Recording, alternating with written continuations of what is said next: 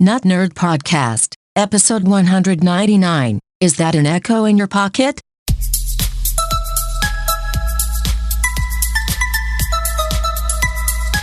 Welcome to the Notnerd Podcast. I am Nate Heath, and we are here to help you tech better. We've got all kinds of great stuff today. Amazon announced like 1 million new products. Google's got new stuff. Apple, all kinds of technology that you need to know. Here with me, as always, Mr. Dave Baylor. I thought you forgot about me. I know, I just go right into it. Right into the show. But yes, it's good to be here, Mr. Nate. And there is a lot to talk about, so we should get started. Yes, I will apologize in advance. I do have a slight bit of congestion going on due to the fall weather. My body is not reacting well, but hopefully you can still understand me as we record episode 199. Yes, we're one away from the golden 200 episodes. Yes, and don't forget you have until 10/4 to get in your picks of the bicentennial. Yes. We want you to be a part, all of our great listeners to be a part of episode 200, so we're going to be playing your recordings, reading your emails, some sort of technology that makes your life better. Share it with us. We'll cover it on the podcast as well as some other fun stuff for our big episode. So please get those in before 10/4 so we can make them part of the episode. I heard on another podcast a reminder of a great page that Apple has put together. If you've got an older iPhone, if you have last year's iPhone, if you have this year's iPhone, you can compare up to 3 different models side by side, every single spec, all the pricing, everything. It's at apple.com/iPhone/compare. I've got a link in the show notes. And so I spent some time, I was just looking through there, comparing the new phone, the 11s to the 10s, trying to figure out all the little differences. And so it's really a great site if you're looking at an iPhone and your iPhone. I have a friend of the family. She has I believe an iPhone SE that she's going to be upgrading to an iPhone 11. So I was kind of talking her through that. She is very excited to have a new phone. But it's a great tool to be able to see just what you are getting with each different model. And they go all the way back to the iPhone SE, the iPhone 6s. I was going to say, it's not just the newest ones. Hey, look at our 3 newest ones. It's like way back there. So I have my iPhone XR compared to the 11, which is its successor. And you can change the colors and compare. Like, for example, the product red from last year and the product red from this year are different shades of red. And if you look at the white or the silver ones as well, this year is a little bit warmer, kind of a milky color versus a stark white. Yeah. So if you have a good monitor to look at, like your iPad or your iPhone, you can even see the nuanced changes in the colors that they've made over year. So it's a great tool. Yes, it is. And also I wanted to do a quick reminder for all of our veterans and military listeners that Apple has a veteran and military purchase plan where you get a discount on Apple products, and I've got a link to that in the show notes as well, which is a great way to get a little bit of, I think it's like 10% off the phones, which is a great discount, and thank you again for your service. And in the Wayback Machine, somebody posted this week the original iPhone announcement Reddit thread. Oh, wow. So this is a time capsule. All of the discussion when the original iPhone was announced in 2007, in January of 2007, and all the discussion there. So I started reading through that. There's some really interesting stuff and a good reminder how far we've come in 12 years since the first iPhone came out, which is pretty crazy. So long ago. You know, I've enjoyed having a computer in my pocket ever since. Yes. It's been a great asset to me in my work and my personal life. You know what else is a great asset in your work and your personal life? Dave's Pro Tip of the Week. Now, Nate, many of us own iPads. I mean, not everybody does, but they've been out so long and they're so inexpensive, and there's the whole trickle-down economy that pretty much everyone in America has access to an iPad, whether it's one in your family or you have one personally. Now, there's something that you can do with an iPad that I don't think many people know. Now, Nate, with no exceptions, every iPad that Apple sells today supports the Apple Pencil in one form or another.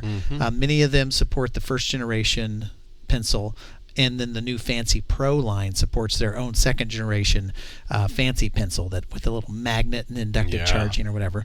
But anywhere from the Mini, the standard iPad, the iPad Air, they all support the first generation pencil.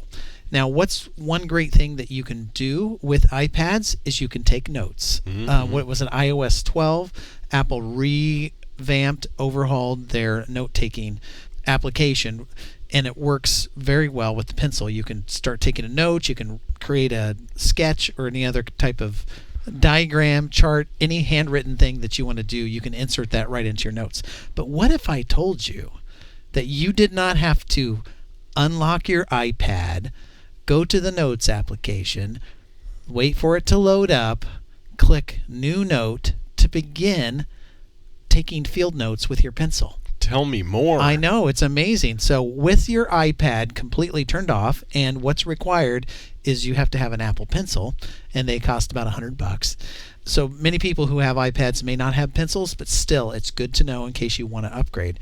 So when your iPad is on and on the home screen, you simply tap whatever image you might have there. I have this nice, lovely ocean scene. You just tap it with your pencil. It opens up the Notes application, and you can start drawing, writing with your tools, and your palette are visible right away. No need to launch the app, no need to wait. So I think this is a great feature for people who are out and about. Let's say you're a realtor and you're with some clients at the house, and you have your iPad in one hand and your pencil in the other hand, and somebody says, hey, take some notes. You just pop on your iPad, tap the screen, you can take notes right away. It takes seconds. So if you are an iPad owner and also a pencil owner, I just taught you something that will save you all kinds of time. I need to remember that one because I do use the Notes app all the time, and when I've got my iPad, I love using that pencil to do all those features, and getting in there quicker would save me some steps. And look what I made. I just some beautiful artwork. It's ready to go. That is great. Well, let's move on to our takes of the week. We could spend about 2 hours covering what Amazon announced this week. Yes. Somebody said the 80 things that Amazon released this week, and I was just like, oh, they're being sarcastic. No, there were literally 80 products that they released. What are some of the highlights of those? So they kind of updated and had some new Echoes. The new Echo Dot, which we both have, the new model has a clock in the side, which is genius. Yes. Just a LED clock behind the fabric. Yeah, it just kind of sits there. It looks the same, but behind the fabric is a little glowing dots with the time displayed. And most people who use the Echo Dots probably are saying, run one of my shortcuts or do some automation, or what time is it? Yeah. Now you don't even have to ask it what time it is. You just look at the thing. I like that. The new Echo Studio, which is a somewhat of a competitor to like the Apple Home Pod. What do they call the Apple Home speaker thing? The Home Pod. Yes, the Apple Home Pod, or the Bose or Sonos ones that we've talked about recently. This one's $200, has the 3D audio and Dolby Atmos with a bunch of speakers in it, so it's like a supercharged high fidelity Echo, which would make sense if you were paying for that premium high bit rate music service that we were just talking about last week. They announced some Echo Buds, which some people would say are AirPod competitors, but they are awfully ugly in my opinion. And they're the same, well, they're actually $10 less than the AirPods. Yeah, so they're a little bit cheaper. They're at $129 right now. They've got active noise reduction technology, which I don't actually want in my AirPods. I want to be able to hear what's going on around me. Say a semi-truck is slamming on its brakes to not run into you. That might be a good piece of but you can do some Alexa things with those. The one thing I have heard is the charging case, like the AirPods, only much larger than the AirPods charging case, so carrying it in your pocket might be a little more cumbersome. And Dave, of course, because you just bought your Echo Show 5 and had that as your pick of the week, they announced the Echo Show 8, which is an 8-inch model of what you have. Thoughts? My thoughts are, the reason I keep buying these products and then there's a new one that comes out is because they slash the prices and kind of get rid of old inventory. So I'm not surprised at all. When I bought my Fire Cube for $60 instead of $120, like 3 months later they came out with the new version. Yeah. And when I got the Show 5, they slashed the price. Of course, the Show 5 is still available for sale, but now they have the Show 8. But I don't care because the Echo Show 8 is $129, and I did not want to spend $129 on this device. I got mine for $65. That is the exact price point that I wanted to spend. And honestly, it's smaller on my desk than this 8-inch model. That's true. But yes, always be leery of that. I guess that's a pro tip. If you find something for sale on Amazon that's one of their own products, that means a new one's probably not far behind. So, like Google Pixel phones that they just put all the 3 model phones, but the next ones come out. They put them on sale. The next ones come out in 2 weeks. So so buyer beware on those. They updated the regular Echo. They created this Echo Glow thing, which is kind of a night light that will flash the music for your. It's a kids edition. It looks like a half ball that glows. And you're kind of making this face and kind of like, what is this thing? I actually went on a deep dive to see what else was out there. And there's a variety of other companies who sell these type of things. And one of them was really inexpensive, probably because the Echo Glow was announced. They were slashing their prices because they knew were not going to be able to compete. And I was very close to buying one. It was about $12, but it did not integrate with Alexa. And I want to be able to change the color, turn it on and off via voice. And you had to go over and, like a caveman, touch the buttons on the back. And so I'm like, not for me. But the Echo Glow is pretty cool. And then there's the Echo Flex, which is for the bathroom. I do not even know what it doesn't have a camera on it, so that's good. But yeah, and then they've got the kind of edgy ones are the new Frames and Loop. The Frames, as you guessed, are glasses. There's no camera or anything, but you can interact with Alexa. The other one's a $130 Alexa-enabled smart ring, so you can put Alexa. You can like take phone calls on your ring, and the ring.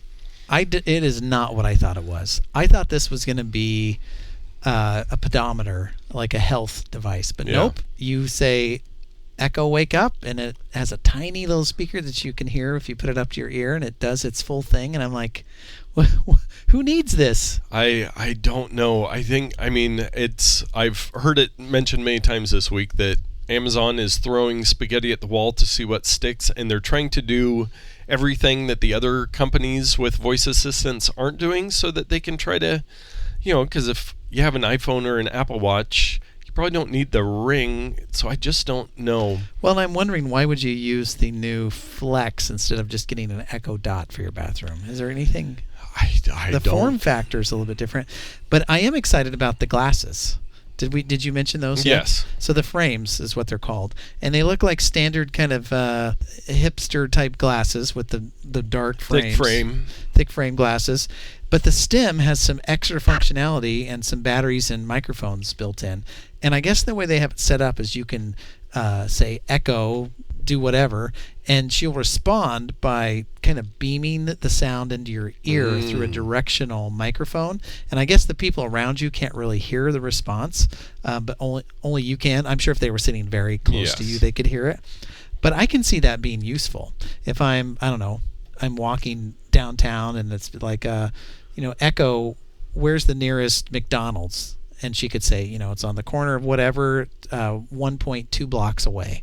And I could find that useful, Yeah, a lot of their products were just not making a lot of sense to me. They updated their Eero Mesh Wi-Fi router, which is you have different devices and the Wi-Fi goes over mesh. They added in some more Alexa functionality. They announced a $250 smart oven. Now, you're as PDX Fast Foodie, you're probably interested in the smart oven. Yes, if I wouldn't have just purchased, and I'm not sure if I'm going to keep it, the Ninja Foodie off Meh.com, a previous pick of the week. But the smart oven, there is actually some other products here. There's one called the June oven. There's another one, and people seem to like them. This one's $250, so they're way underpriced the other ones. It's a convection oven, microwave, air fryer, and food warmer. And then you can pair it with your Echo, so you could preheat it with voice commands, all of this stuff. This is for the people that write about smart homes for a living. This is the kind of stuff they buy. I don't know that the average person's looking for this stuff. If I had to replace my microwave, I might look at something like this. Yeah. But my microwave is built into my cabinet. And it's been there for 10 years, and it's working just fine. Going strong. Some new Ring cameras. Ring is the company they bought that does the video doorbells. They've got one, an outdoor and an indoor one. If you're interested, you can look that up. They have announced that for, I believe, 99-cent add-on, you will soon be able to change Alexa's voice to Mr. Samuel L. Jackson. And what an interesting choice. Yes. Because he is known for not being very PG. Yes. And you can have a clean mode or explicit mode. Yeah. But I'm just wondering, what's the draw? If you're not going to use it for the explicit mode, why would you have it? I just wish they had different actors, like, I don't know, Tom Hanks or who else? Some British person. Yes. Like Sir Ian McKellen or something like that. Yeah. Yeah, I don't know. And the list goes on and on. They've got a new Certified for Humans thing, which is a new program that'll highlight easy-to-use smart home products for consumers. And it's like Certified for Humans, well, who's making stuff that isn't? Scan to Cook. I actually like this. It's going to work with Whole Foods for the smart oven, where you could just scan to cook, and it'll automatically cook it the right way. And the list just goes on and on. I think that is most... Oh, Alexa's going to be able to answer your Ring video doorbell soon. So somebody will come to your door, you're not home, they ring it, you don't answer. Alexa can say, hey, do you have a delivery? Oh, let me unlock the door. Or it's Samuel L. Jackson say, get off my porch, mother effer. Yeah, there you go. The possibilities are endless. I don't know. They've got a lot of stuff here. I don't know that there's anything. There's this new Amazon Sidewalk using some Spectrum for like this Wi-Fi thing. That's such a terrible name. A dog it's Alexa for like lost dogs. tag thing. I don't. Well, anyway, there are many. Maybe we should link to one of those everything announced at the event I will do that. videos. From TechCrunch, they've got a pretty good run through of all of this stuff there, and you can go check it out. If you're really into the Alexa stuff, there's probably something that'll interest you. And I am, and so I love all these products. I think they're great, but I'm probably not going to buy any. Yeah. And speaking of PDX Fast Foodie, I did see an interesting little article that McDonald's has created an Alexa skill, and I believe also a Google Assistant skill, to help you apply for a job at McDonald's. So you basically say something to the effect of, Alexa, get me a job at McDonald's, and then it'll start the process. There's hundreds of thousands of these Alexa skills. I don't think anybody uses any of them, so I think you'd have to go install it via the app to your device and then be able to ask to apply to me. I can't imagine the application process to McDonald's is that hard if you just say go to their website. It can be a little complicated. I have these colored rope lights in my office, and I have a Wise Cam. And you can integrate both of them with the Echo device so that you can turn them on and off. And I set all these things up, but I could not tell you how I set them up. It was like, set them up and then go to this and then add this skill, and it's this kind of convoluted thing. And now that it's done, it was like... You don't remember any of it. The traumatic events that happen, you just forget them, right, as a defense mechanism. Yeah. And I think I've just forgotten. It's like so if somebody asked me how I did it, I'd be like, I don't know, I'm going to have to read the website. I cannot remember. Yeah, it's not real intuitive. So we've both been using Apple Arcade. Dave, are you still enjoying it? Finding some great games? And I actually hooked up a 4th generation Apple TV that I have one here at work that's kind of out of service, and so I took it home, hooked it up, logged into my account, tried the Apple Arcade, and the experience is pretty good. I mean, I hooked it up. I played several of the games. What's hard about testing these games is you get sucked into playing them, and an hour goes by, and you're like, well, I don't have any more time. Yeah. So the one I did was Impossible Road, and I used my SteelSeries Nimbus controller with it, and it was great. I mean, it was just like playing a console-type game on my television. So I can see myself, and I think there are a lot of people out there who might go, you know what? I've got an old Xbox in my cabinet that's got a bunch of games I never play. Do I buy a Switch? Do I get one of the new ones that costs $300? And I might just say, you know what, I'm going to be content. I'm going to buy myself a $60 controller, and I'm just going to play iOS games. Yeah. And if it's not available for iOS, I'm not going to play it. I mean, I think it's one of those things where Apple Arcade is going to be more than enough for most people. So, not to be left out, Google Play has their new Google Play Pass subscription, but it's a little bit different. There's both games and apps, so you pay $4.99 a month. Surprise, surprise. Oh, wow. It's different in the sense that you won't have, it's the same. Yeah. You won't have the ads or the in-app purchases. It's different that they're not necessarily exclusive games. It's just they've got a pile of games that you can access. Yes, and apps, and it's very similar to the Amazon, what was it, the free time that they kind of put out to pasture. Yeah, some of my older devices still can connect to it, but none of the new ones can. Yeah, so there's a lot of like Stardew Valley, AccuWeather, so it might be worth taking a look at to see if there's a lot of apps that you've thought about purchasing, and you could do the subscription. I'm sure it'll be changing all the time if you're an Android user. But yeah, one thing I did hear is that it's got the Toca Boca series, which my daughter has played a couple of those games that I've found for free, and she seems to enjoy those. So, and I see Star Wars Knights of the Old Republic, Monument Valley 2, and a couple other ones, Limbo, which I like. But these are kind of like older, like been there, done that. Yeah. Like I own all of those for iOS that I bought like 5 years ago. If you play a lot of games or download a lot of apps for your Android device, I think this would be a good addition. Yeah, and they do have a promo, $1.99 a month for your first 12 months, and That's then it'll go up to $4.99 a month. So that is, and you can access your family can access the same. Yeah, content. so that's we're equal opportunity here. We're Apple, Alexa, and Google. We'll give you all the deals. Cool little story I found. Apple has a new program where they're working to restore African grasslands to curb climate change and save the elephants. So they are very conscious of their environmental impact. And so this program that they're doing, they're starting in Kenya, and instead of just going and planting a bunch of trees, they've created this program where they are training, the local farmers or the local herdsmen or herdswomen to adjust how they do, how they raise their livestock, how they do their farming, so that they can more naturally repopulate. I guess from the article at Fast Company, they talk a lot about how, just going in and planting 1 million trees is super expensive. But if they can train these people to use the land better, because I know from when I was in Uganda, they just stripped the land of everything. They just had no planning. They took down all the trees. They've used up all their resources. So now they're like, hey, we don't have anything left. How can we make this work again? So what is the incentive for these Kenyan people to buy into this? Like, what do they get out of it? I think they're trying to educate them on the sustainability of it, that they can keep their livestock alive, or they will have better farming. And they might be, I didn't see in the article if they're compensating them at all through these programs, but Apple is investing in this.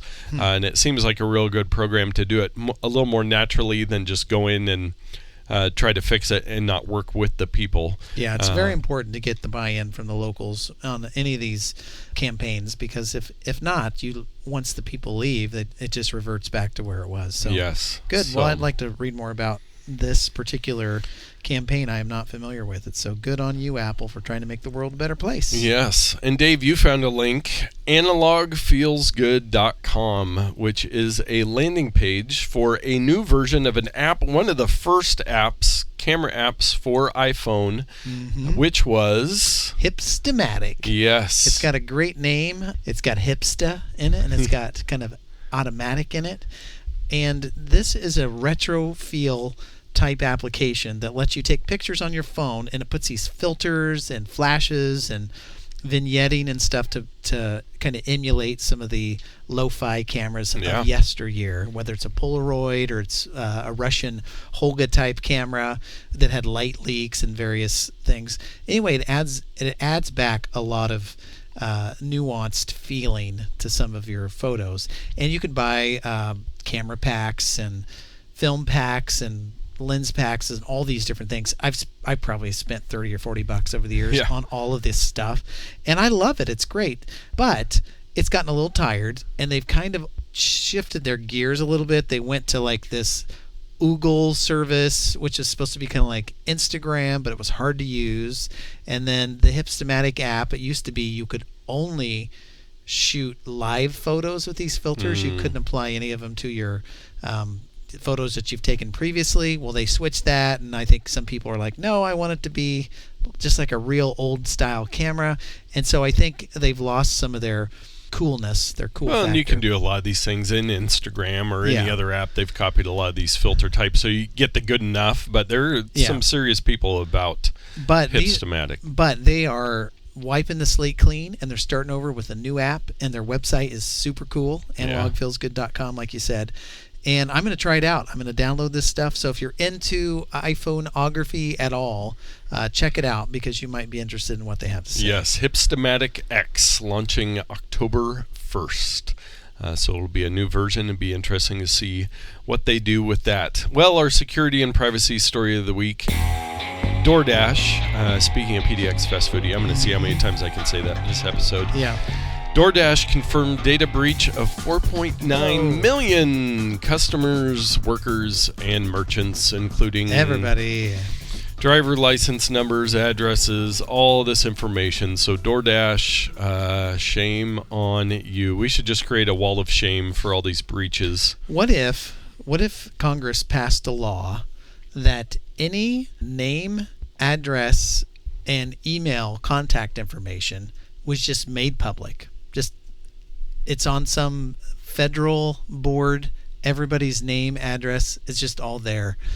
It would take the wind out of the sails of all these hackers who are trying to steal this information to sell it. It's kind of like legalizing drugs. What if you just put it out there like a phone book? It's just there. Like, what's the worst that could happen? I mean, identity theft's going to happen regardless. Yeah. So anyway, of course, the other side of the coin is actually enforcing the laws, making new laws to really penalize people who do this. Like, companies who don't have dedicated and good security practices for the data need to be punished. Yeah. These guys should be sued into oblivion for mismanaging customer information. Yeah, and it looks like they are blaming the breach on a third-party service provider. So somebody that they had contracted to do work had way too much access and well, guess what? didn't That's take care their of it. Responsibility. Yeah, you know? You've got to companies. You've got to pay attention to this stuff, especially somebody that has that much vital information. Did they do their due diligence with the third party? You never know. You never know. Our bonus odd take of the week. You found this one. Oh yeah. This is a cool little website. I had to walk away from it because I did not have the time to start digging in. It's musicmap.info. Dave, tell us a little bit about this magical website. Well, back around when iTunes first came out, 20 years ago, I'm kind of an OCD type of person. And you'd get all your music and you'd put it in from your CD or you'd buy it or whatever. And you're like, okay, and I need to assign genres to this music so I can listen to just classical or I can do whatever. And then you always hit these brick walls. It's like, well, this song is neither rock nor classic rock or punk. Like, what is it? What's the genre? And so you go into a deep dive. Now, a lot of people don't care about a lot of this stuff, but this website, musicmap.info, I think works to help resolve what genres are out there, and it displays them in a super cool way. And so it categorizes genres of music, and you can zoom in, and it just explodes into detail.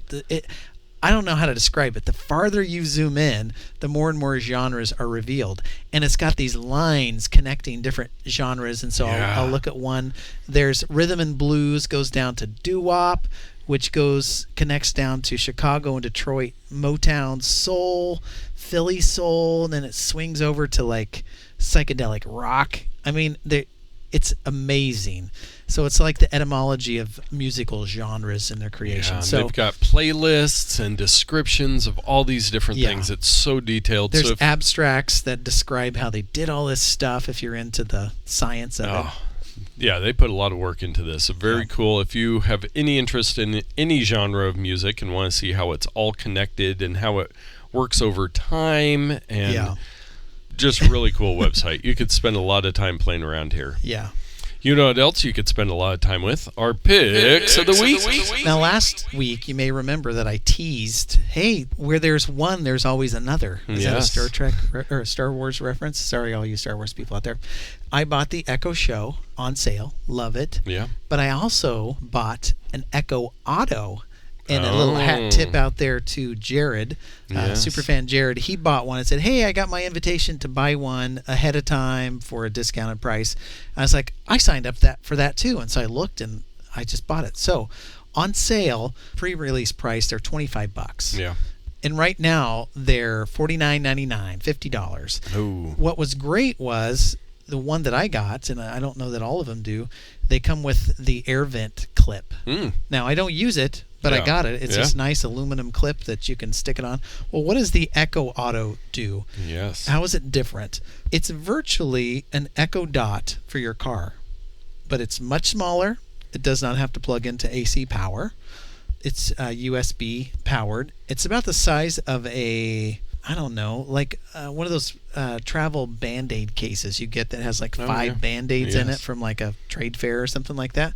It's about that size. It's got, I think, a 6 or 8 array speaker on top with a little blue flashy light. And you set it up through the Alexa application, and you connect it to your in-car Bluetooth audio if you have that, or through your auxiliary. Then from there, you can connect your cell phone or whatever to the device for your in-car Bluetooth connectivity. And I know it sounds confusing, but it's really not that bad. So in my particular car, I have the auxiliary input, and so my Echo Auto connects there. And I can stop at that point and say, Echo, give me the weather. How long is it to get to this place? Whatever. And it will tell me anything just like I'm at home, because it uses my phone's cellular capability to get its data. What it can also do is, since it's a Bluetooth device that connects to your phone, is you can say, give me directions to so-and-so, and it will launch Google Maps and put in the address and start everything. You can say play music, and it'll start playing music on Spotify, which is my primary thing. Yes. Because I don't have a way to tell Spotify and my car to play music with my voice. I always have to, I have my children do it typically. But when I'm by myself, of course, I have to pull off the interstate, park my car, switch turn it my off, track. Get out with your phone, be completely safe, put your flashers on, put the flare on the road. And then I switch tracks, and then I get back on the interstate, right? In a safe manner. But now I can just say, Echo, play the song, and it just does it. It's beautiful.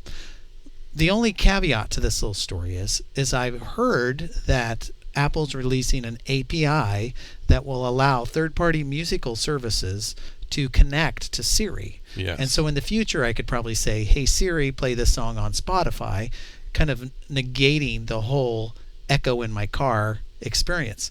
But I will still maintain that having Alexa in your car for just everyday regular stuff like who won the game or what's the temperature, I think is a better experience than Siri right now. That may not always be the case. Yeah. Not to mention that I can do all my shortcuts. I can say turn my driveway lights on, or I can say show me the camera, whatever. I can't really do those things with Siri because I don't have those things integrated, and I'm not even sure how that would work when you're in your car.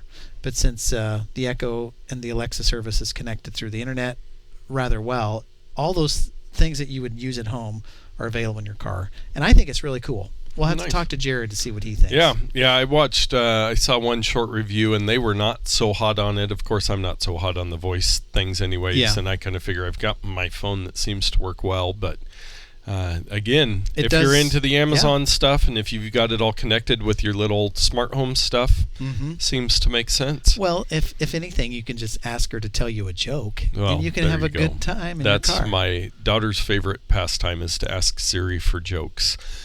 So my pick of the week this week is actually a game. I'm picking up the slack for you, who's been slacking off your games. I know we were just talking about the Apple Arcade, but we had mentioned that the new Nintendo Mario Kart Tour was coming out on iOS. Yes. And I saw something about it, so I decided to go download it, and I played some this weekend, and I've got great nostalgia for Mario Kart. Now it's not quite the same, but it's a good, simple game. I do have a few caveats. Yeah. For whatever reason, and I've said this before, the Nintendo games take forever to load. Like you open the app and it's got to do a little percentage, like progress bar, and then the next screen, and then the next screen.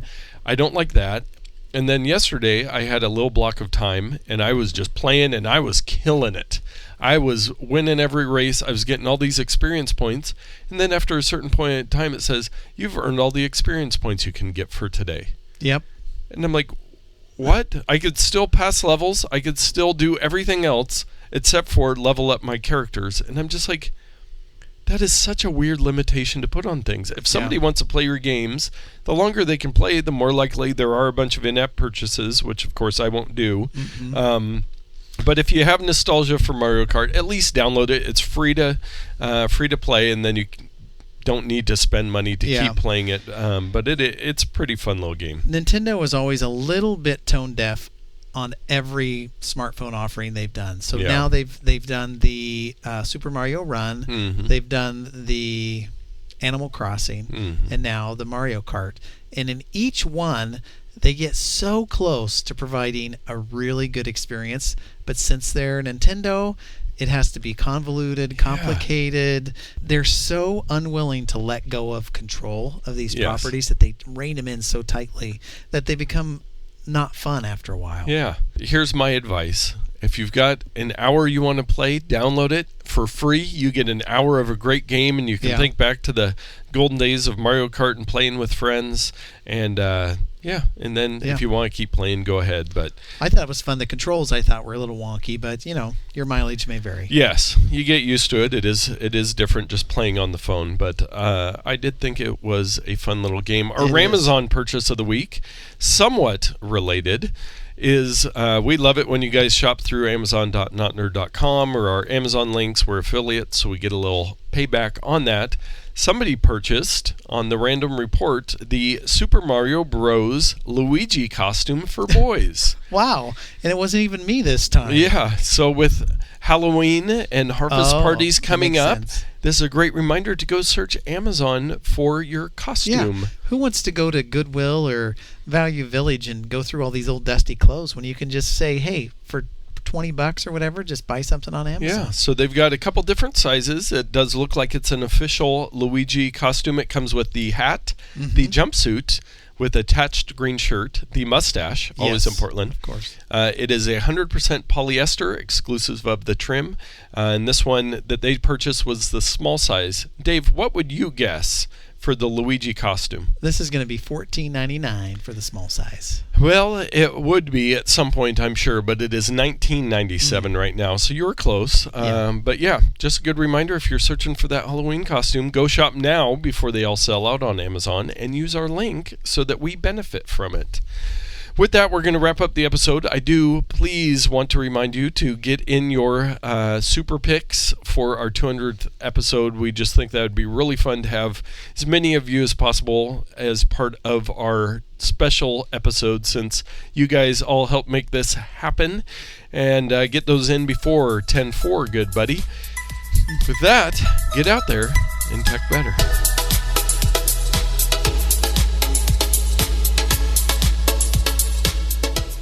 What is the deal with Jeremy Renner now? He's got an album. He's got this outdoor store. He does remind me of Elliot. He does, yeah. Maybe it's just Elliot pretending to be Jeremy. That could be Elliot right there. Elliot or Jeremy Renner? I'd rather have Elliot doing it, though. I know. That'd be cool.